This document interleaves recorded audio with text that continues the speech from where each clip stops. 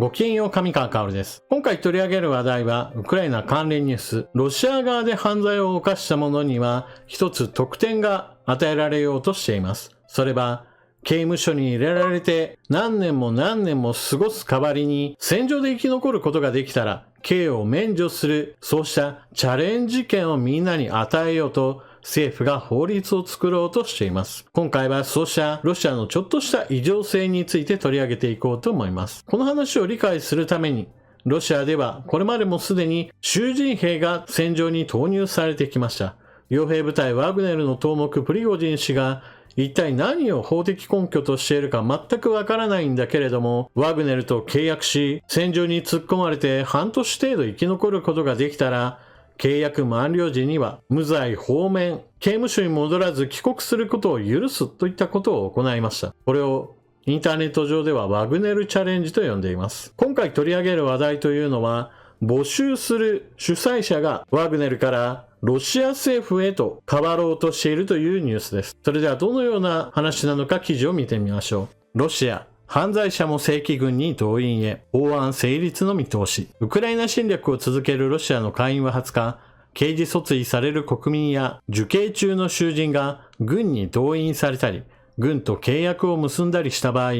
除隊後などに刑を免除すると定めた法案を可決した。法案は今後、ロシア上院での承認を経て、プーチン大統領の署名により近く成立する見通し。ロシアは犯罪者を軍に動員し、ウクライナ侵略で損耗した兵力を補う思惑だとみられる。法案によると、動員や軍人契約の対象となるのは、軽度から中程度の罪を犯した国民で、テロやスパイ行為など、重大な罪を犯した国民は対象外となる。除隊後に加え、軍で報奨を受けた場合も、刑が免除される。ロシアでは、これまでも民間軍事会社ワグネルが囚人を勧誘。法的根拠が不明確なまま、刑免除を条件に戦場に送り込んでいた。だが、ロシアは正規軍の損耗拡大を背景に、軍への犯罪者の編入を合法化し、国民の反発を招いた昨年9月の部分的動員の再開を避けつつ、兵力を確保する狙いだとみられる。囚人勧誘に関し、ワグネルトップのプリゴジン氏は今月18日、勧誘した囚人5万人のうち、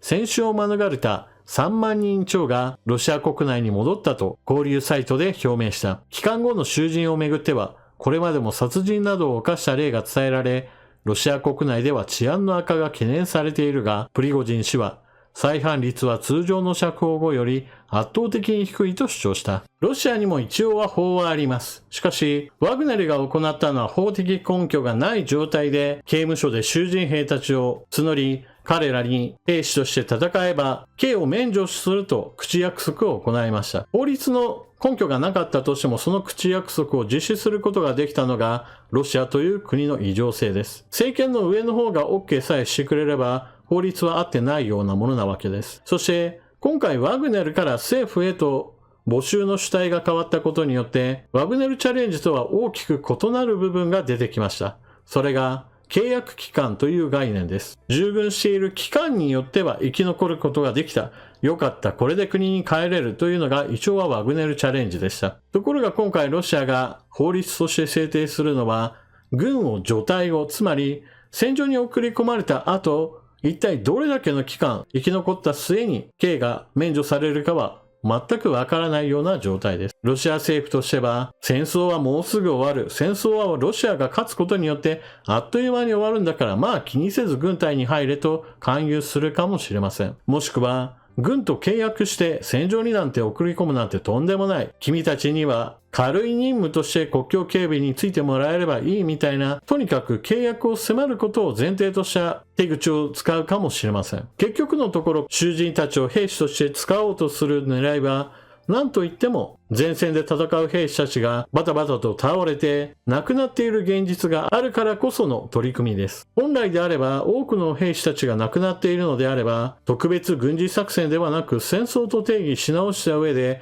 総動員をかければ、多くの国民を戦場へとどんどんと送り込むことが一応はできます。しかし、そうした取り組みをすることによって、戦争はずっと遠いところで行われているものに過ぎないと考えている特にモスクワなどの都市部の住民たちにとっては、いよいよ自分たちの身が危ないと考えて、国外へと脱出する動きが強まってしまう懸念があります。前回行われた部分的動員令の時においては、そもそも蓄えがあったり、もしくはロシア国外でも仕事口が見つけやすいような高度な技術者たちがどんどんと海外へと出て行ってしまいました。総動員令をかけることによって兵士は確保できるかもしれないが、それ以上に多くの人材が流出し、国家の屋台骨が揺らいでしまうかもしれない、自滅するかもしれないという恐怖は一応はプーチン大統領にはあるかもしれません。そしてそのようなことを考えているからこそ、本来であれば違法であるはずの民間軍事会社が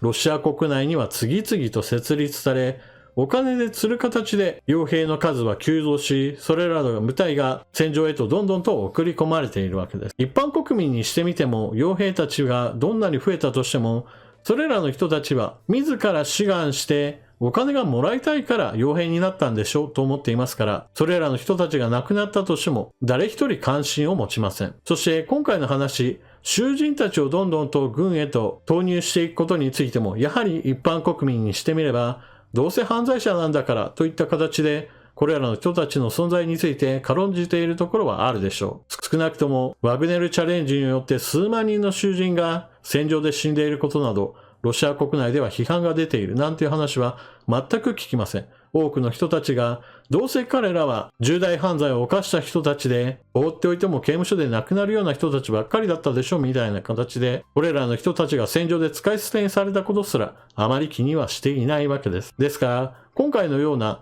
囚人をどんどんと軍隊へと投入し、しかもそれが一体いつまで軍隊と契約し続けなければならないのかはっきりとわからないような状態で人々を動員するわけですから、プーチン大統領にしてみれば、ワグネルが行った人海戦術による攻勢をもう一度ウクライナ軍の反転攻勢が終わった後にやりたいと考えているのかもしれません。ものすごい当たり前のことなのですが、これら囚人の人たちを軍隊に持って行ったからといって、すぐにでも兵士として一人前になるわけではありません。ですからこれらの人たちは積極的にウクライナ軍の砲弾を無駄遣いさせるためのおとりとして使われてしまったり、もしくは本格的な攻勢に出る前の弾よけとして使ったりと、非人道的な取り扱いをされる危険性が非常に高い人たちです。多くの兵士たちを使い捨てにすれば、それでもなんとか前進できると考え、そのような考えで侵略を続けようとしているとするならば、ゾッとするような出来事です。ロシアで囚人兵を政府が主体的に集めようとしているこの動きというのは、そうした意味ではロシアとまともな和平交渉はできないことを私は意味していると思います。彼らにしてみれば、一般国民の気にならないような人たちをどんどんと戦場につぎ込んででも、この戦争をまだまだ続けると考えているのは明らかです。これらの動きから考えて、結局のところ話し合いではなく実力行使によって